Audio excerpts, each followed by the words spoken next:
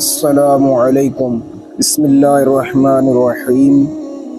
کروڑوں درود و سلام نبی آخر الزمان صلی اللہ تعالی علیہ وآلہ وسلم پر، جو تمام جہانوں کے لیے رحمت للعالمین ہے۔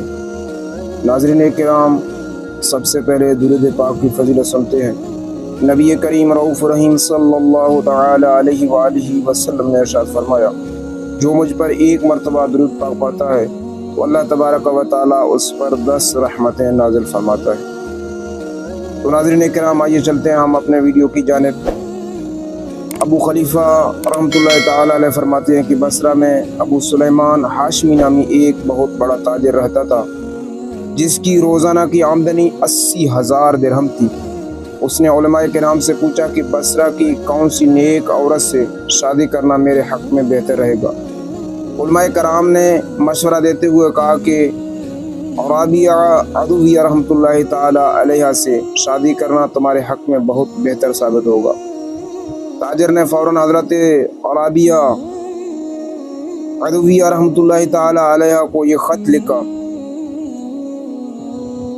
کہ بسم اللہ الرحمن الرحیم، اما بعد، اے رابعہ عدویہ رحمۃ اللہ تعالی علیہ، میری روزانہ کی آمدنی 80,000 درہم ہے۔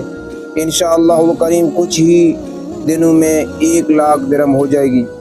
میں آپ سے نکاح کرنا چاہتا ہوں، آپ راضی ہو جائیں تو میں 1,00,000 درہم بطور مہر دینے کو تیار ہوں۔ شادی کے بعد اتنے درہم مزید دوں گا۔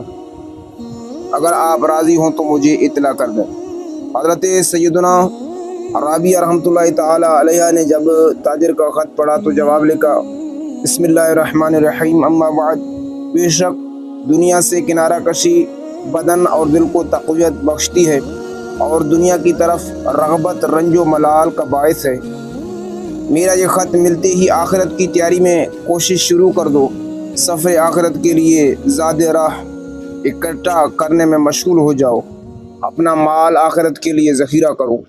اپنے لیے خود وصیت کرنے والے بن جاؤ، اپنے غیر کو وصی نہ بنانا۔ مسلسل روزے رکھنا۔